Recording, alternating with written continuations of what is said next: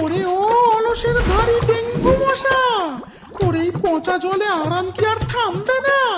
সূর্য যে ডুবে গেল, ডানা দুটো ভীষণ চুলকাচ্ছে, আর তুই এইখানে হা করে পচা জল গায়ে মাখছিস।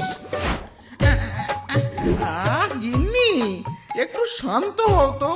কদমপুর গ্রামে যেতে এখনো তো বেশ কিছুটা সময় বাকি। গভীর রাতে বড় বড় গরুর খাঁটি দুধ খেতে হলে একটু বডি স্পায়ের দরকার আছে তো নাকি?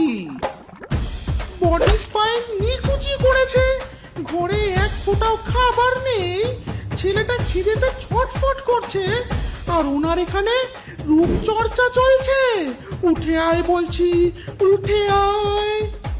ম্যালেরিয়া ডাইনি ধমক খেয়ে ডেঙ্গু মশা ভই করে উড়ে পুকুর থেকে পাড়ে এলো। ঠিক তখনই কুঁড়ে ঘরের জানলা থেকে লাফিয়ে বের হলো তার দুষ্টু ছেলে ভনভনি। গিন্নি, আজ চলো কদমপুরের সব গরুর দুধ এমন ভাবে সাবার করবো যে গ্রামবাসীরা সকালে উঠে এক ফোঁটাও দুধ পাবে না।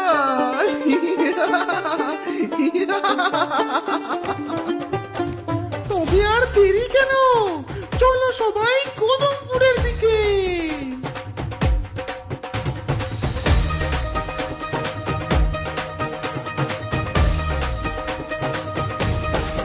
এদিকে জঙ্গল আর বিলের মাঝখানে সেই শান্ত গ্রাম কদমপুরে তখন কেবল সন্ধ্যা নেমেছে।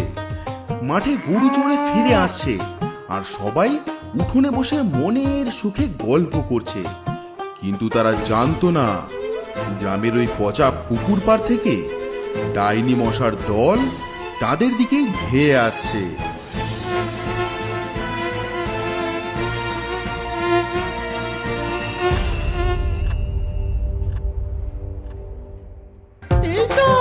এই তো চলে এসেছি।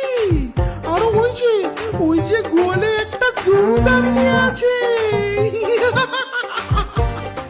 ওহে মশার পরিবার, লেগে পড়ো কাজে। ঘুমাও গাই, ঘুমাও গাই, দুধটা আমরা তৃপ্তি করে খাই। ঘুমাও গাই, ঘুমাও গাই, দুধটা আমরা তৃপ্তি করে খাই। গান শুনে গরুগুলো গভীর ঘুমে ঢুলে পড়ল, আর অমনি ডাইনিরা লম্বা নলের মতো সুর দিয়ে সব দুধ শুষে নিল।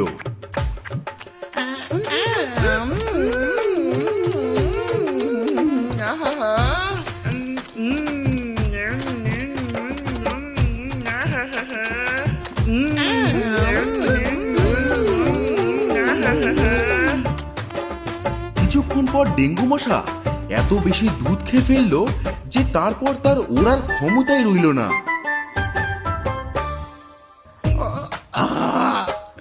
ও গিন্নি, পেটটা তো বেলুনের মতো ফুলে গেছে, আর এক ফোঁটাও জায়গা নেই। খেয়েছো তো হাতির মতো, এবার জলদি ওড়ো, না হলে গ্রামের মানুষেরা তো টের পেয়ে যাবে। ডেঙ্গু মশার ডানা ঝাপটে উড়তে গেল,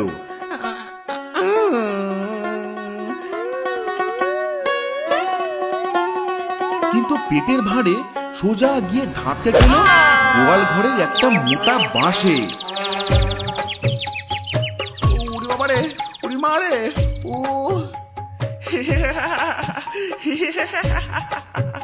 বাবা, বেশি দুধ খেয়ে ওরার বিদ্যা ভুলে গেলে নাকি?